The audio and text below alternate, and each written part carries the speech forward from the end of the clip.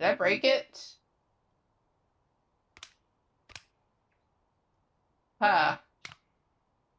I am concerned. Hey guys, today we're back with more PowerWash Simulator 2, and we are back with our babies. And they are as cute as ever, including Ulysses, who we are not going to let the big bad mayor take away. I will shove this power washer down his throat if he tries. And yeah, last time we updated our base just a little bit. I haven't really gotten anything new for that yet, because I think we kind of... like, last I saw... Oh, no, they did add some new stuff. I was gonna say, we went through the whole catalog last time. Looks like they added some new things. That is just so ridiculously overpriced. I do not get it, honestly. But what I want to save up for are these new gun upgrades. So, hopefully, within the next job, we'll finally get enough. So... let's go ahead and see what that is. It is the Teapot Tea Room. Isn't it astonishing how the universe works? We just finished our annual karmic mudflinging workshop, and we're looking at our wonderful tea room covered top to bottom. When my assistant asked if it would ever be cleaned again, I laughed and said, "Oh, of course it will!" And at that exact moment, a flyer for a power washing company blew into the courtyard and stuck itself to the wall. Most of the mud made that one unreadable. It reminded me that we already had your number from Harper, who had a great time at our workshop. Good word of mouth, I guess, at least. Okay, this one at least we have a reason for why it's so messed up. A mud flinging workshop. Why are you moving? I don't like that. Die! You better not start moving either, or you're getting it next. I do always love the environments around these places. It's always so pretty. Like, they don't have to put the work they do into these sceneries, but they do, and it just is absolutely wonderful because of it. There are so many freaking gnomes, and I do not trust any of them. You hear that? I don't trust you either, so don't you start moving. Okay, so after... oh, hey babies. Aw, you getting some fresh air. Okay, that's good babies. You touch them or hurt them in any way, you are going in the frickin' lake. Got it? Good. Okay, now that we're done threatening the gnomes, I'm curious. Okay, we don't have to do anything inside. That's good. So... I think I'll start around the back and then come out towards the front here. There is a lot to work with, though. Let's see. I guess I'll start with the floorboards. Let's go. Yeah, yellow nozzle seems appropriate here. Actually, it's cutting through decently, but I might just go ahead and get the soap nozzle on. Oh, let that refill while we see what Ren said. Don't know if you've ever tried karmic mud flinging. It's quite amazing. First you think of anyone who's ever wronged you, then you pick up a big dollop of mud and fling it whilst uttering what we call the expletives of forgiveness. Uh-huh. I'm very concerned with these handprints all over your doorway here. This is concerning to look at. Also, I'm trying to tell if these handprints are big or not, because I'm trying to compare them to my own hands. But, I'll leave it for now. And just focus on my work, because that has implications I'm not ready to think of right now. And I'm not being paid to care about it. I am in the customer service industry, and we don't get paid enough as it is. Especially since I am running my own business. Which means I am taking even less money since I have to manage all the expenses and everything. So at least clearly I'm doing good business, considering that I always have new clients after every job. Something was, like, blocking me. I couldn't tell what it was. I think I'll just do a nice layer of soap around the bottom here. Let's see. There was a little trick I did before. Nope. Darn it. I was hoping it would work like last time. Let's see. Why is my soap not refilling? Did I break it? Ha. I am concerned. Ha. Well, guys, I may have broken the soap gun. Whoops. Oh, well. Guess we'll just have to do this manually. Yeah, green should be appropriate for the spots I've already gotten with the soap, at least. Oh, that sucks. I actually was liking the soap. Hopefully that'll straighten itself out in a little bit. If not, we might be in trouble. I mean, not like any serious trouble. Like I said before, I went through the majority of the first game without the soap just because it was kind of inconvenient after a while. I don't know how I always manage to break things in such weirdly specific circumstances. Like, apparently that's a skill I have. I've tried things like coding before, and whenever I was working with an instructor or a teacher, I would always get the weirdest bugs and glitches, and they could never explain, like, they would look at me like, how did you manage this? I can't even point out what you did to break it. I'm just like, well, I don't know. I just did things. Apparently that's just a curse my family has. We tend to break things if we're left unsupervised.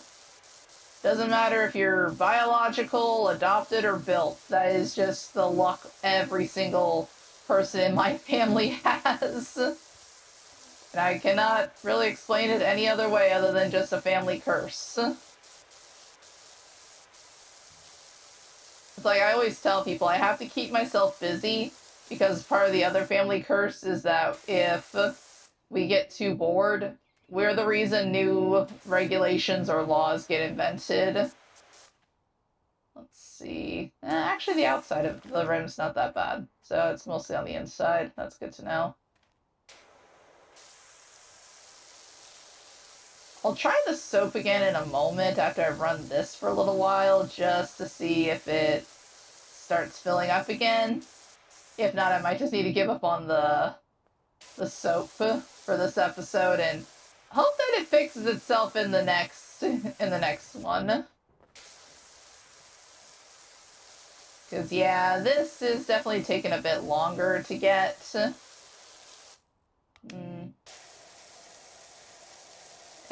Honestly, not too much difference between the green and the yellow. Yellow's more forceful, but the green gets me a little bit more coverage. I'm just trying to, like, balance how much time I want to waste on it, you know?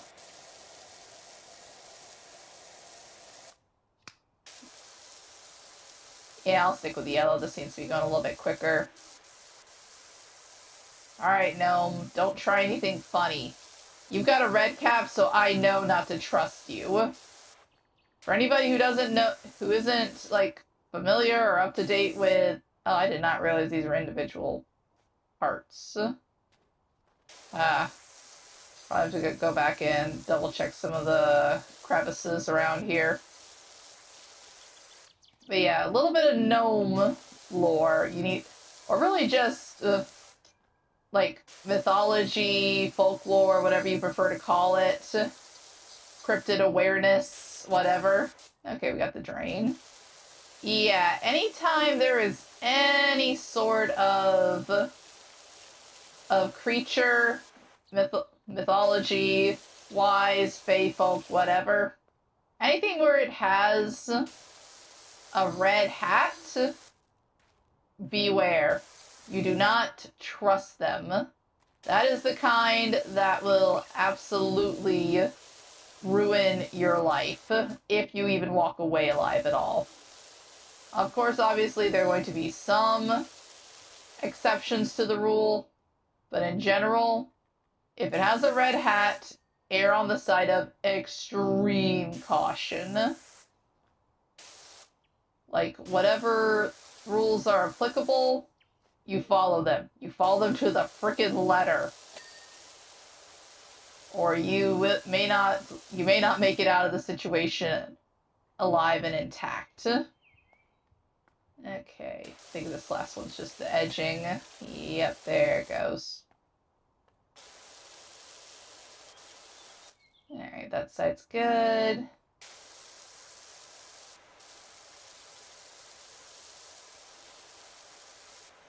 Also, these little creases are probably going to be what annoys me the most about working on all of this. Alright, let's see if... Oh. It's acting up again, at least. That's something. Okay, so we didn't completely break it. Good news. I'm just gonna move you over to here.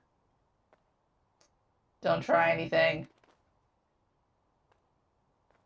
It's like every time I hear little footsteps, I'm half expecting to turn around and see that they're facing a different way or that one of them is moved or something. You know? There we go. Now we can go back to having a little bit of a shortcut so this doesn't take as long.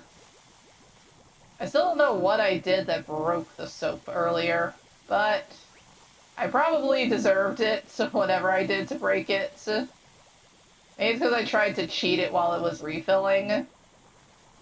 And the game got wise. It's like, oh, no, you don't get to be that lazy, you bitch. Which, fair, honestly. There's probably a few games where I've exploited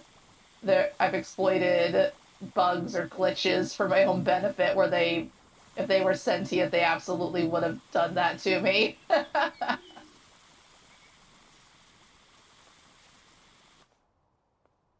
I need to move you guys out of the way.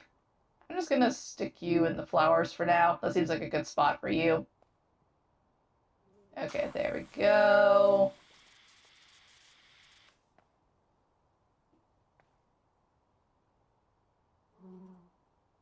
Yeah. I keep hearing weird random sounds. I know it's supposed to be like ambience, like bugs and birds and stuff, but it just sounds off, you know? Oops. Wrong button.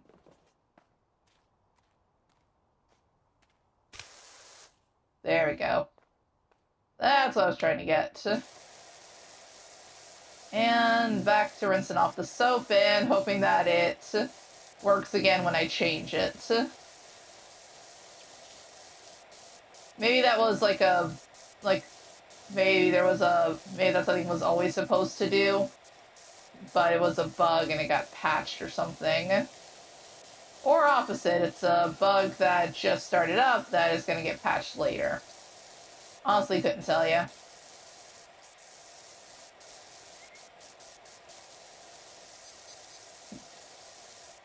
Oh yeah, but if you... Yeah, and I was having fun going on that little rant earlier about the gnomes. Honestly, little things like mythology, cryptids, folklore, legends, all that. Some of that is stuff I picked up from my sister, some of it is stuff I picked up from my partner. But if you're ever curious about anything, I could definitely go on and on about it for a while. Between the two of them and just my own natural curiosity with this sort of thing, I've picked up so many little... There we go. I picked up a lot of little random trivia, information, and all that. I said it before, but I'm definitely one of those people you'll be talking to at, like, at a bar or at, like, a party where you don't really know anyone, and I'll just be that one person in the crowd who will list off the most random facts and figures that you never would have even thought of. Okay, yeah, that is still working. Okay, and that glitch works now, too. Okay. Well, not gonna look a gift horse in the mouth. I am just gonna start spraying the foam all over the place. And hopefully get through this little part on the floor.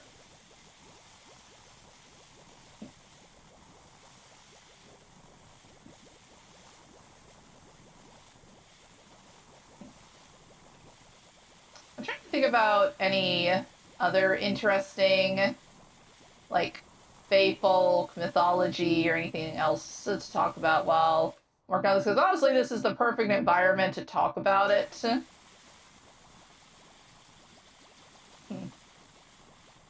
I guess one thing that I found very interesting... Oh, there's Harper again. Hey, Wishy, here down at the Tea of Tranquility today. How's it looking? Wasn't so tranquil there yesterday, I can tell you.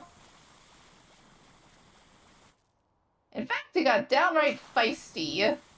I'd imagine with y'all slinging mud and talking about people that wronged you or that you were angry about. I imagine there's a lot of feistiness going around at that point. Okay, that should be all of that. Okay. And swap back to this nozzle and rinse off all the soap. Darn it, she interrupted my train of thought, too. What was I gonna say? Oh, yeah, one little bit of information that I found that I found very interesting was apparently, and it's kind of like half and half on whether to believe it or not, but there was an old thing about basically abducted children and being replaced with a fae child. And for people who study things like autism and the history of neurodivergence and how it's been treated over the years, there are people who will say that that was how people rationalized away things like kids with autism a long time ago. Was they would basically be like, oh, this child was perfectly normal one day, but then they, like, as they got older, they started showing signs that something wasn't quite right with how they think and all that.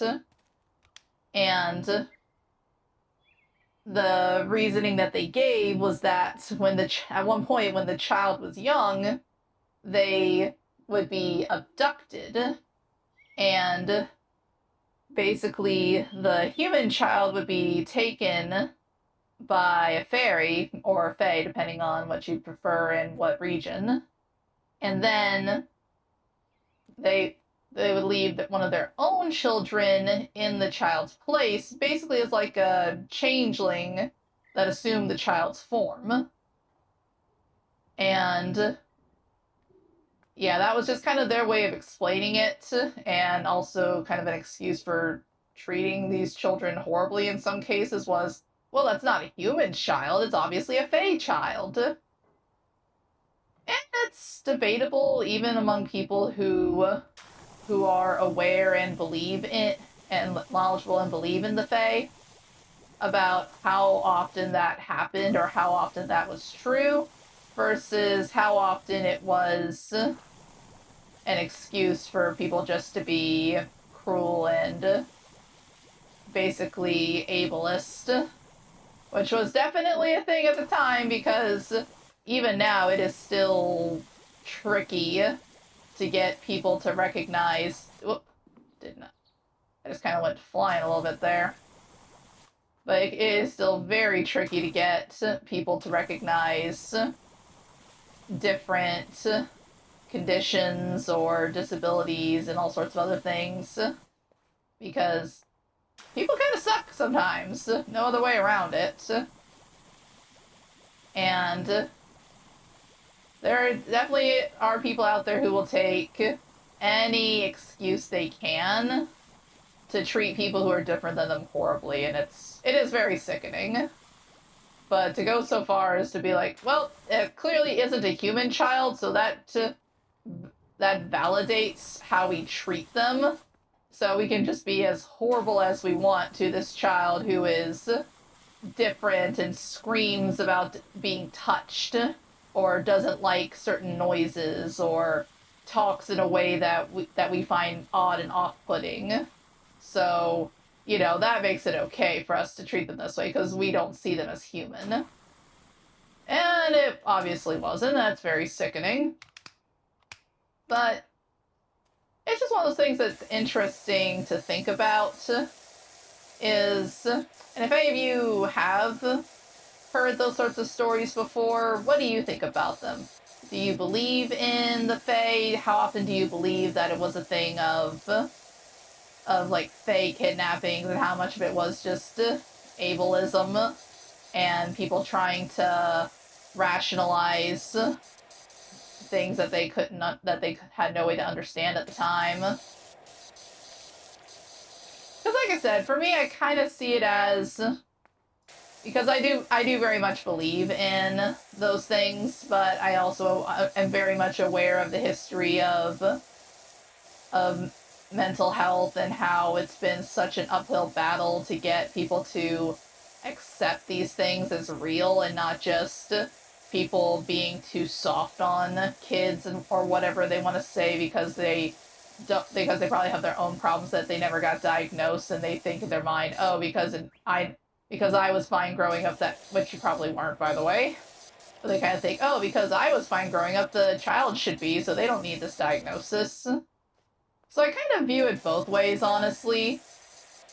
I believe that there were likely cases of that actually happening, of children being abducted and swapped out with Fae children, because, like, the whole thing of every... see anything else over here that's still dirty? You. But definitely cases of certain children being swapped out.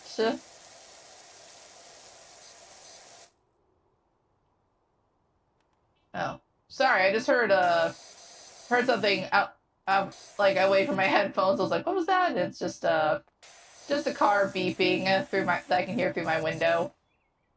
Threw me off for a second. I was like, what the heck kind of background ambience is that? But, yeah.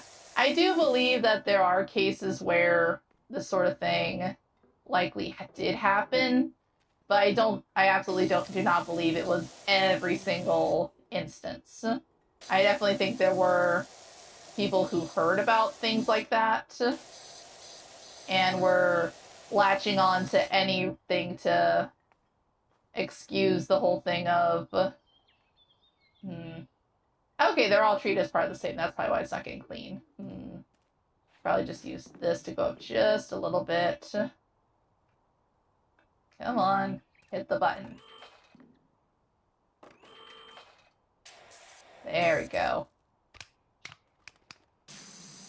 Yeah, there definitely were people who were using it who heard the stories about it being a thing, and were just using it as an excuse. Because people suck like that a lot. Because even today, there are people who, sadly, with all of the resources that we have now, there are still so many people who refuse to take them, who refuse to accept that there are things out there for their children to get the help that they need to learn and grow and figure out how to manage and live with whatever makes them different. because there are still parents who have that fear of, no, my child is normal. There's no way my child is some sort of special needs thing. And honestly, if you are not prepared to accept that your child is different from you in some way, then you're not ready to really be a parent. And I know that's a lot for me to say because, oh, I'm not, and I've heard it plenty of times, oh, you don't have kids, so you have no right to lecture how people are with their kids. But at the same time, I have worked around and interacted with children and seen cases of how they're treated nearly all of my life, between my job, what my mom does, my family's jobs, everything. And I've said it before that I've got the ADHD coding and my sister's got the autism coding. And my partner also has autism as well. But it's just something that I firmly stand by, and I do believe that even if you don't have kids, there are some things I think are just fair things to say, and I will stand by it till the day I die, that if you are not prepared to accept that your child is different from you in some way, then you are not ready to be a parent. Because, and that honestly covers a lot of things. It covers a child being neurodivergent, LGBT, having a different gender. It covers, and you know what, even like taking out anything that could be discriminated against from a bigotry standpoint. There are parents who just have trouble accepting if their child likes completely different things from them. And they take it out on the child for not being like them or being the weird one in the family because, oh, everybody else in the family likes STEM stuff, but you're an arts kid. Things like that. And that does happen, sadly. You can go on Reddit and find so many stories about it where people grow up and they talk about how they are low or no contact with their parents and the rest of their family because they just felt like their family didn't love them, all because they just didn't vibe with the same things.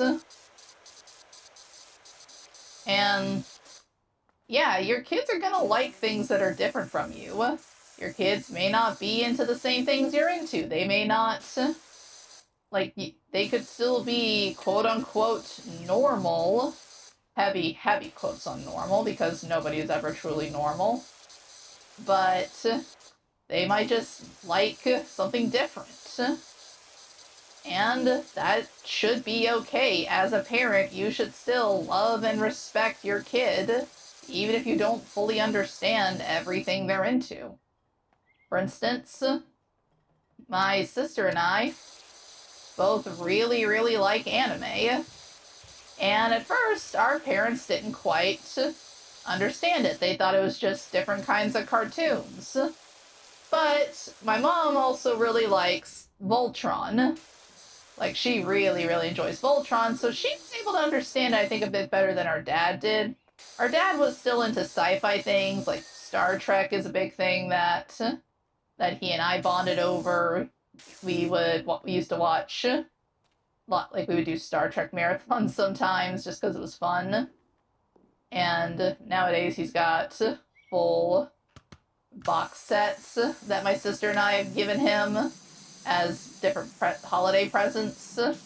So sometimes he'll just go through and he'll start binge watching those. And I think I'm missing a spot on the other side. Whoop.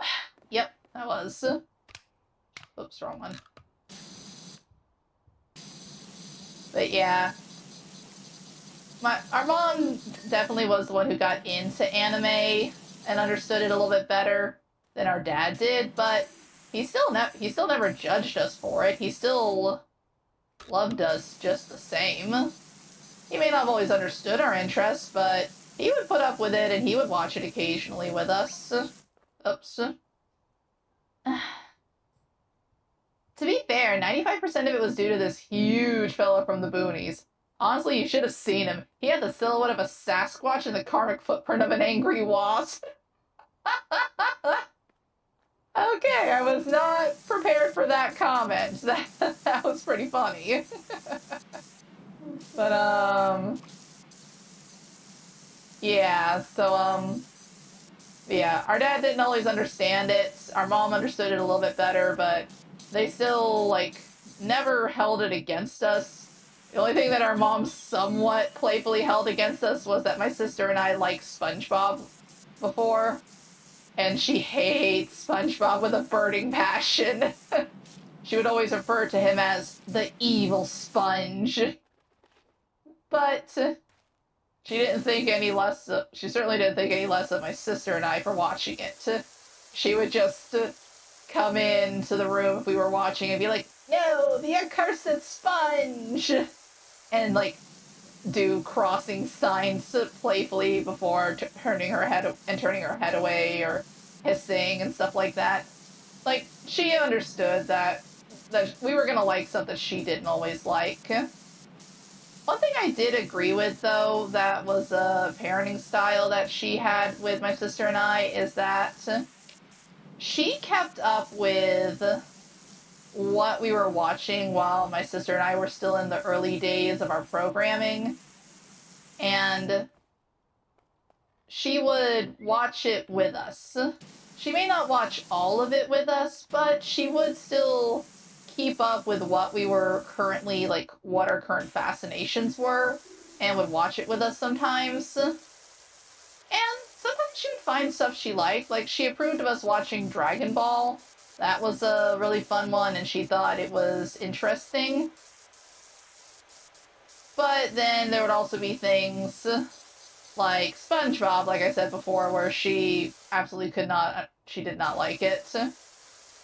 And then there would be things that she would put a limit on us watching right away. Like, she wouldn't let my sister and I watch Dragon Ball Z until we were more developed. She was okay with Dragon Ball because, in her words, while there was still violence in Dragon Ball, it was, I guess, a little bit less serious would be the way she would put it. A little bit less gruesome in some aspects.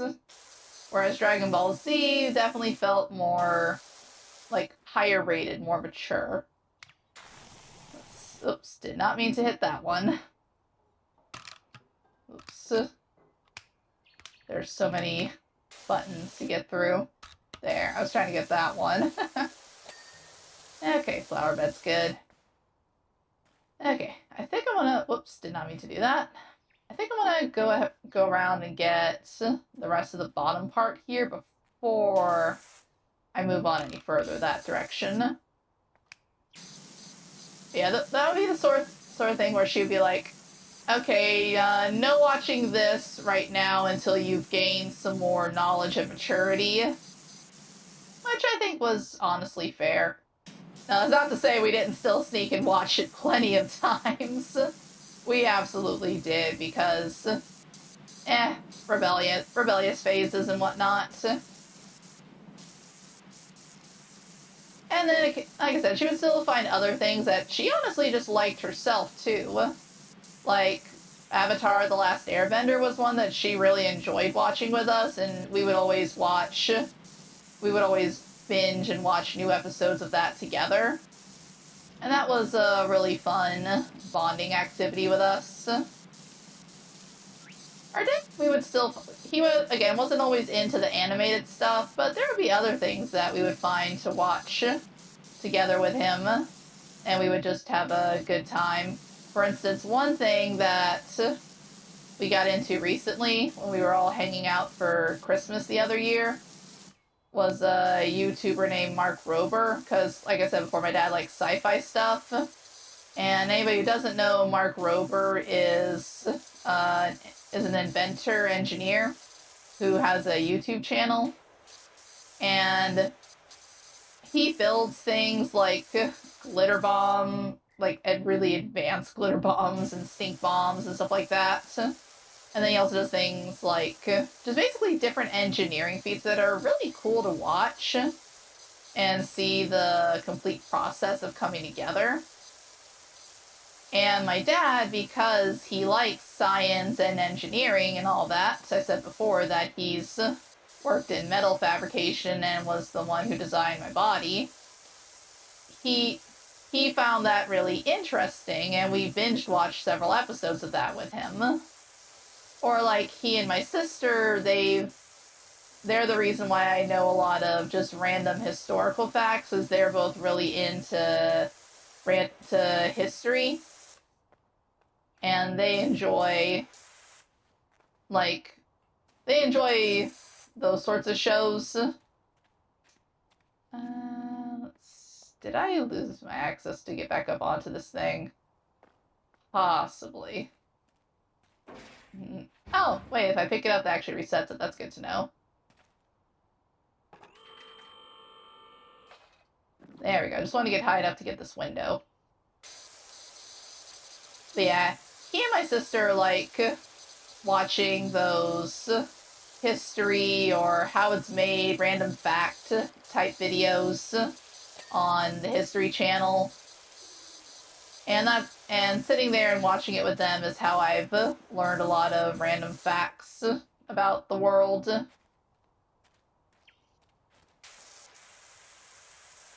And yeah, my parents may not always understand the things my sister and I enjoy, but they still love us regardless. They also don't judge either of us for what we have that makes us neurodivergent. Like, my mom will absolutely fight anybody who mocks my sister for her autism. And then my dad may not always understand mental health, and honestly, he's probably got some things that he needs to get diagnosed as well, but probably never will because he isn't the type to do therapy for himself. He's always been okay if my mom or my sister or I needed it. He would never judge us for that, but he kind of was raised by my grandmother, who also has the thought of you just kind of deal with these things yourself quietly. And it's one of those things where we all recognize that that there are things that would be easier and better for him to manage if he did do it, but you can't force somebody to do that sort of thing. But regardless, he still never would judge any of us for it. He still loves all of us regardless, and would absolutely also just deck anybody in the face who attempted to mock us for it. They also don't really care that, like, they've known for a long time I am not straight. They don't care about that at all because they both grew up being exposed. Well, I say exposed, but they were both pretty progressive growing up, just based on how they grew up individually and their own circumstances and just who they knew throughout their lives. So they've never believed in judging anybody or for anything that they had no control over, such as race, religion, gender, who they like to date, things like that. So they don't really care about that stuff. My dad, actually, one of his best friends growing up was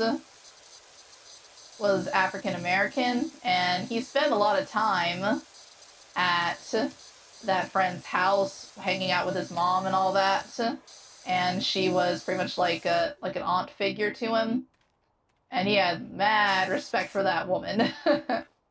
My dad is very much when you look at him, you very much see the typical man's man sort of thing.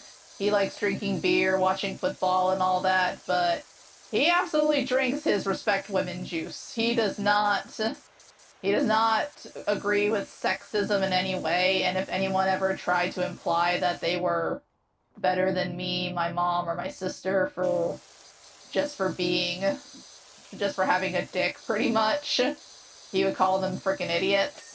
But, yeah, growing up, one of his best friends was black, and that wasn't just like little friendship while they were kids. No, they knew each other well into adulthood. They eventually grew apart as, sadly, that's just what happens sometimes with friendships. Even if you still really care about the person, you just get different priorities in life, and that takes you in different directions, and that's what happened with them. But we still live in the same town, so they'll run into each other occasionally and catch up and all that, and just ask like, oh, hey, how are you doing? How's your wife? How's your mom? That sort of thing. But, yeah, he saw, like, how effed up it was, how his friend's family was treated, and my mom was actually in a similar boat. She had friends who were also different races and religions, and she grew up a little bit further up north, whereas my dad grew up in the south, so he saw some of the really hardcore racism. Not to say there wasn't racism up north, there absolutely was. My mom saw plenty of that too, but they saw how messed up it was, how people were treated. I think I'll save the door for last on this part, so I'll go ahead and go around and start working on the top parts back here. Let's see. Put you, I'd say, about, like, here. But yeah, they saw how messed up that was, and just never agreed with any of it. For my mom, it was also another layer, because not her biological dad, but the dad who raised her, who she knew for a majority of her life, he was a lot of different kinds of bigotry. He was sexist, he was racist, he was every kind of ist or phobic you could think of. When it comes to bigotry, that was my grandfather. And he was kind of one of the worst people you could really think of. I always told people that when I think of my grandmother and my grandfather, because they were just such opposite people, they kind of reminded me of Eustace and Muriel from the cartoon Courage the Cowardly Dog. If you haven't seen it, go watch it and traumatize yourself appropriately. It's one of those cartoons that's really messed up in hindsight, but is still a really important foundational experience, I think. But yeah, they always gave me those vibes, because my grandmother was absolutely a very sweet and kind person, but it was also kind of hard to rationalize that with the fact that my grandfather was this horrible and abusive person who just believed and said and did lots of terrible things, and she still loved him enough to stay with him, even when those things led to him doing stuff that really hurt and messed up my mother. And I'm not going to get into detail about everything he did to my mom, because that would be a huge rant to go on, and that's honestly not my story to fully tell, but let's just say my mom is my hero because she does not believe in continuing patterns of treatment. And my sister and I are both very lucky, because even people my mom talks to now are surprised at how well-adjusted, quote-unquote, she is, because she absolutely could have been, like,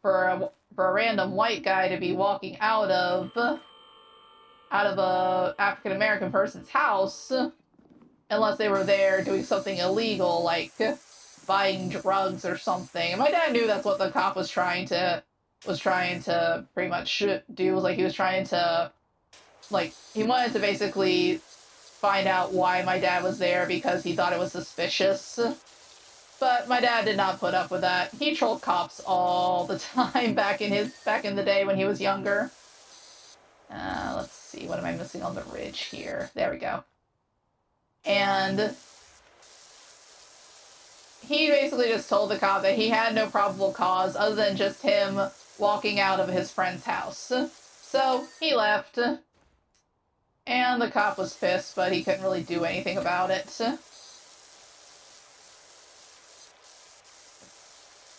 And that was just one of many stories. Another one my dad had was that because the area that my dad lived and worked in for the longest time was not a good neighborhood. And that kind of also was another thing where he got to see, like, really just how effed up the cops were with how they treated people.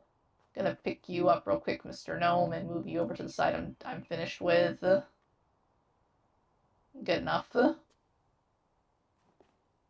And he used to work a graveyard shift, and the cops would just pull him over constantly because it was a thing of, oh, you're a white man, and there's no legal reason you would be anywhere near this neighborhood this time of night. And they would never want to believe him about him just going to work, or that he was coming home from work and that he really did live in those areas. Or sometimes he would go to his friend's house and just crash there after a long day, and they would have a couple of drinks.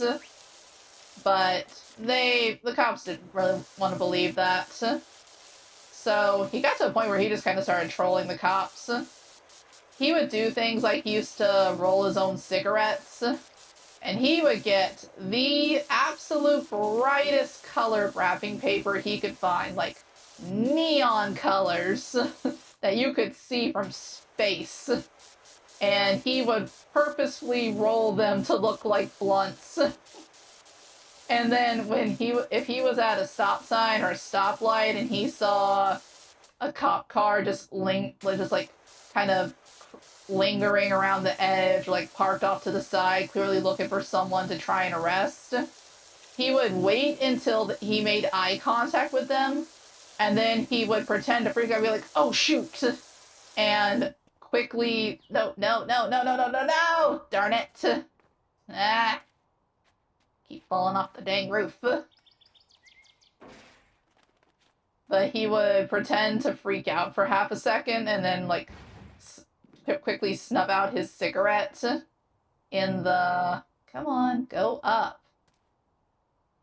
Come on, go. I'm not a fan of the scissor lift, honestly. There. Did I put it too close to this thing? Let's see. Hoop. Good enough. But yeah, he would pretend to then freak out and, like, snub out the cigarette in the ashtray compartment in his car. And then, sure enough, they would turn on their lights, and they would pull and be like, what you got there, boy? Because, yeah, this is the South, and that is a very typical thing for cops, is to try and, especially back then, was definitely a thing of, like, trying to belittle or demean someone by calling them boy.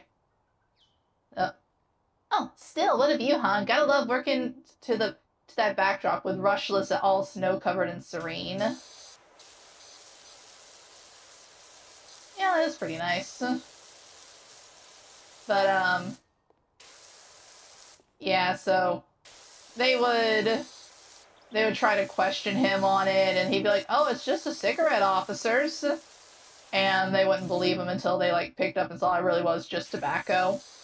And then they would have to let him go because he was old enough and it wasn't illegal for him to be smoking that. And then he would also do things like pull over and ask the basically asked the women working the street corners how their night was going. If it was cold out, sometimes he would bring them some coffee. He never did anything with them, though, because for a lot of that, he actually was with he was in a relationship with my mom. And he honestly never really had a need to pay for that sort of thing. But again, he was just doing this to screw with the cops. Because cops are bastards. I will stand by that.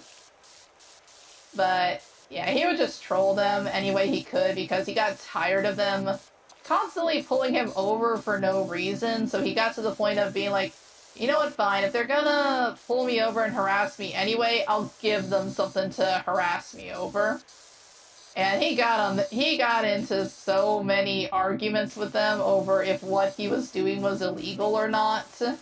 He would have laws memorized just to quote back to them and be like, yeah, what law am I breaking? Because I'm not breaking this law, I'm not breaking this law, and I'm not breaking this law. You really can't stop me from... You can't arrest me just for driving, because he wasn't driving impaired, he wasn't speeding, he wasn't going too slow, he was literally just driving to or from work. But they just were so convinced that there was no reason for him to be there in the first place.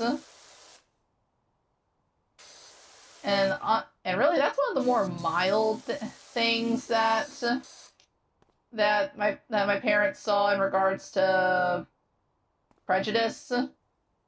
One thing that my mom saw was when she was in college, one of her best friends was gay, and it was like every semester there would always be at least one teacher on campus who would be trying to purposefully fail him just for being very open and blatantly gay. So I think that's part of why she never had any problem with me when I came out, because she never really saw anything wrong with that. It's like, as long as you're not being a creep and targeting kids, as long as you're doing things that are, the whole safe, sane, consensual and all that, then there's no reason to have a problem with it or get involved in somebody else's relationship.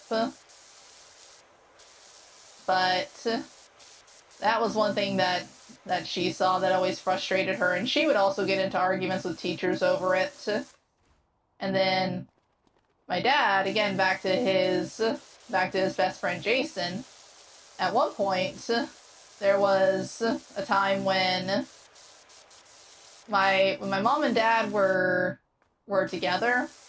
They went out to eat one night with, not as a date, but just like hanging out. And they went to a pizza place and they invited my dad's friend Jason and my mom's, technically her aunt, but it's easier to say cousin because because her aunt is actually technically a couple years younger than her, divorced parents and all that. But, well, divorced grandparents in my mom's case. But yeah, it was a whole thing of like, they went out to eat together, and because my parents were dating, they obviously would want to sit next to each other. And so that left Jason and my mom's cousin to sit on the opposite side of the booth from them. And when the waitress came out and she saw them sitting like that, her first thought and belief was that my mom's cousin and Jason were dating, and she was not okay with that because they were different colors and she was obviously racist and all that. So she refused to serve them. The one who actually ended up serving them and was very apologetic for the whole thing was the chef. The restaurant chef actually came out of the kitchen, took their drink orders, took their food orders later, served them everything, took really good care of them, and apologized for the whole mess. And then at the end of the night, when after they paid their check and my dad left a tip on the table, that bitch of a waitress actually came back out and tried to swipe the tip off the table, despite refusing to serve them in the first place. Okay, I think I got everything up here. Okay, yeah, that's like everything. Whoop. See how much of this I can get from over here before I fall down. But yeah, she tried to swipe that tip off the table, despite the fact that she had refused to serve them over her own prejudice. And thankfully, my parents weren't out of the restaurant just yet. My dad saw that. He walked right back over and snatched the tip out of her hands, and then walked back to the kitchen and handed it directly to the chef and thanked him for being a decent person and taking care of them.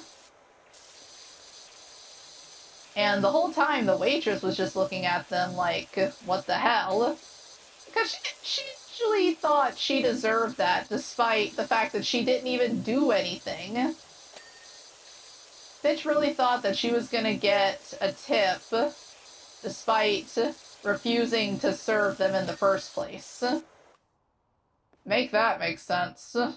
I really doubt you can, but I'm sure there's somebody out there who would try to defend it. And yeah, that's just a few of the things that my parents kind of dealt with over the years. And again, there were much worse things that they saw, but all of their experiences led them to being who they were once they fully grew up and once they were ready to have kids. And they're not perfect by any means. I don't think any parent can truly be perfect because they're all still human. But they're honestly much better than other parents could have been to my sister and I in our situations. We could have been treated a lot worse. And we're just grateful that we got the parents that we did. People who were able to love us and relate to us even with mental and emotional and preferential differences and all that. They still absolutely loved and adored us, and we're honestly very grateful for that. And it's things like that that make me, and I know this is kind of a long-winded thing to go on, but back to the original point I made a long time ago, was that if you're not willing to accept your kids being different from you in any possible conceivable way, then you're really not ready to be a parent. If you think that you would not be able to care for a child who believes differently from you, who wants to worship a different god from you, who likes a different gender from you, or that you expected them to like, then yeah, you're not ready. You need to grow up more before you have kids, because it's never gonna be a non-zero chance of your child being like that. There will always be a possibility, and there will also always be a possibility of a child being born with some sort of developmental difference, or being born neurodivergent, physically divergent, or disabled in some way. And those are definitely a bit harder to deal with, so I give parents more sympathy for that, for if they get frustrated or scared or burnt out. But I lose sympathy for them if they don't take an advantage when it's given to get a child diagnosed because they don't want to accept that their child is different. Those are the parents I cannot and do not respect ever, because they just want to live in a delusion that everything in their life is fine, and that people are just judging their kids too harshly. But you know what? Sure, sometimes there will be kids who are misdiagnosed.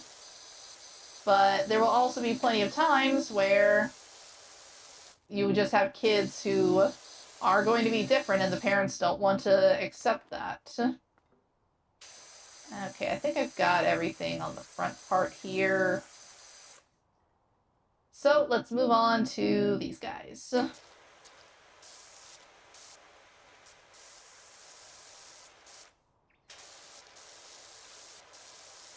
Yeah, my mom herself has definitely seen a lot of people like that who have children who have different things,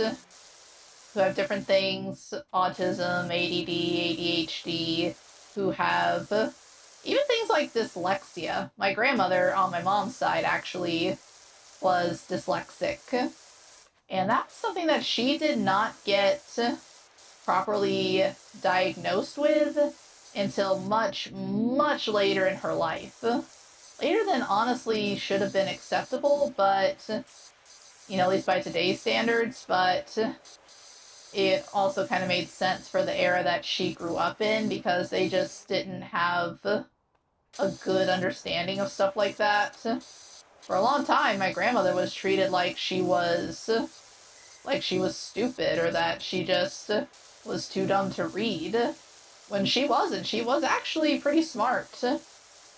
But it was one of those things that because it wasn't ever diagnosed and wasn't even really recognized as easily until she was older, that she just kind of grew up her whole life thinking that it was this way, and people treated her differently for it.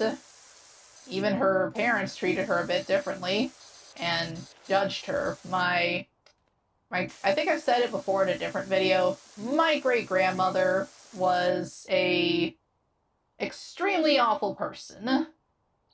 Do not miss her. Do not miss her one bit. She was very much the type to play favorites, and I think my grandmother's disability was one of the things that led to her not being the favorite between her and her sister.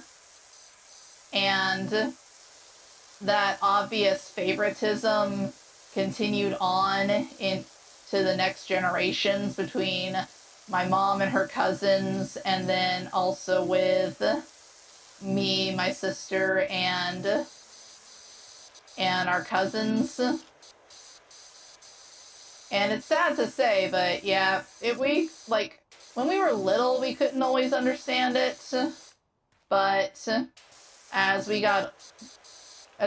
grew and our coding matured, we learned to recognize it better why we weren't, that, you know, like just the fact that we weren't treated the same at all. And I think one good example of that would be that for a similar milestone birthday between me and the oldest of my cousins on that side, he got a car for that birthday milestone, and I got a card, like just a regular paper card with $50 in it. And then it became even more obvious with how she treated us with things like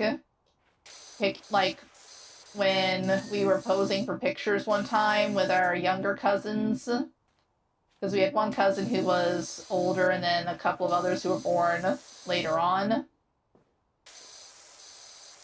where she did not even want me to hold our younger cousin for some photos, because earlier the younger cousin had been rolling around and playing. It was Christmas, so she was wearing a really pretty velvety red dress, and she told her to stop playing around and act like a lady. I looked at her and said, she's 4. She's 4 years old. And she's telling this little girl to, quote-unquote, act like a lady. And honestly, that is the crux of why she really didn't like my mom, my sister, or me is because she was the type of person who her favoritism was also, in addition to, like, I think not liking my grandmother as much because of her neurodivergence, big reasons why she didn't like me, my mom, and my sister is because she liked people to basically treat her as if she was always right. She was the superior one. You had to basically bow down and obey her, and then she would reward you with money and gifts and whatnot. But we're not like that in my family. We do not believe in just bowing down to whoever because of money. We don't think that love should be contingent on gifts and materialism. And she couldn't stand us because of that. She could not stand that she had no power or control over us in any way possible in our lives. And she resented us for that. And we learned to recognize it over time. And what's really funny is that she treated my mom like the black sheep of the family, and loved my mom's cousin, basically her aunt's daughter. And her aunt's, that cousin, major F up of a person. She would, my mom also did drugs. She had a phase in college. I think every person in college goes a little bit crazy at some point. But, nah, my mom's cousin, and this isn't the same one who went on a date. Well, not a date, but, went to the pizza place with my mom, my dad, and my dad's best friend. This was a different cousin. But, yeah, that cousin, when she was younger, ran away from home because she was getting into arguments with her mother and grandmother, my great-grandmother. And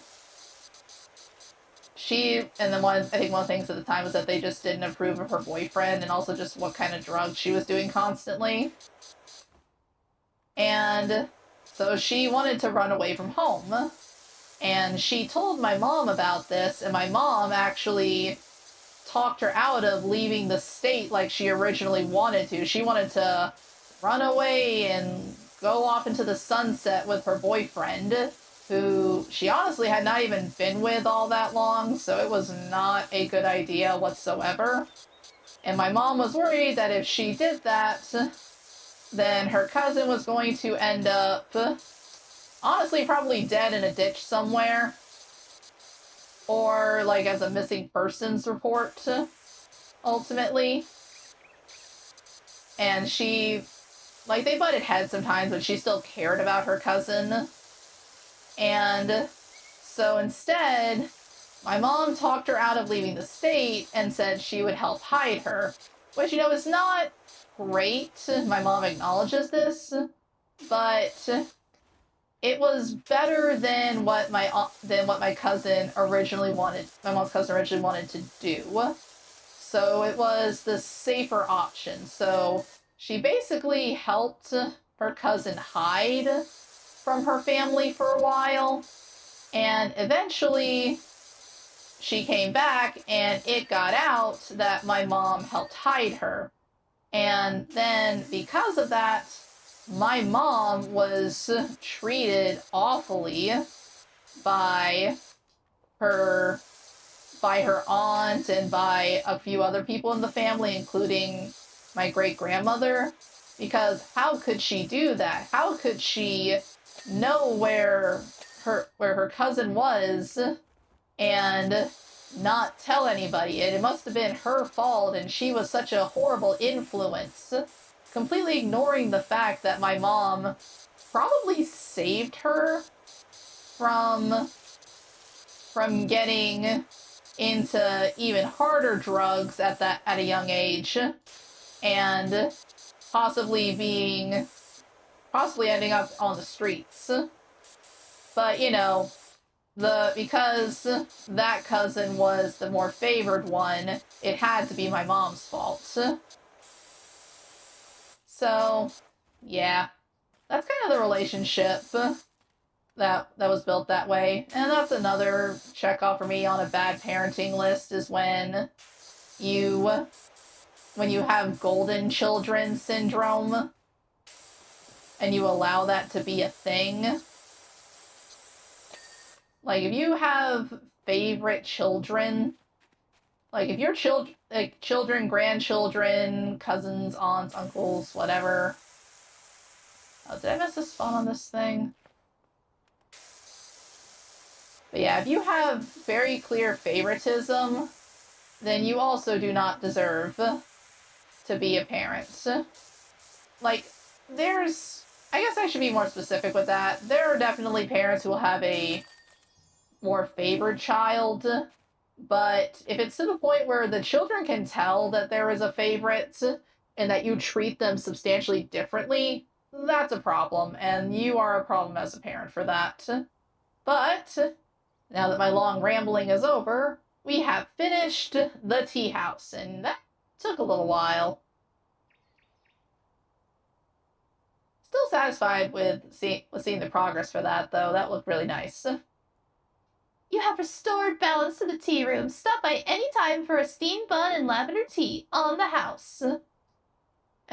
Sounds good, especially the steamed bun, but I'll take the money.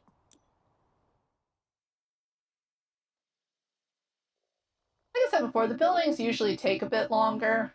So I'm not... Hello, babies! So I'm not surprised that one took a bit. So I'm gonna save the shooting gallery for next time. Until then, thank you guys so much for watching, and I'll see you later. Say bye-bye, Ulysses. Bye-bye.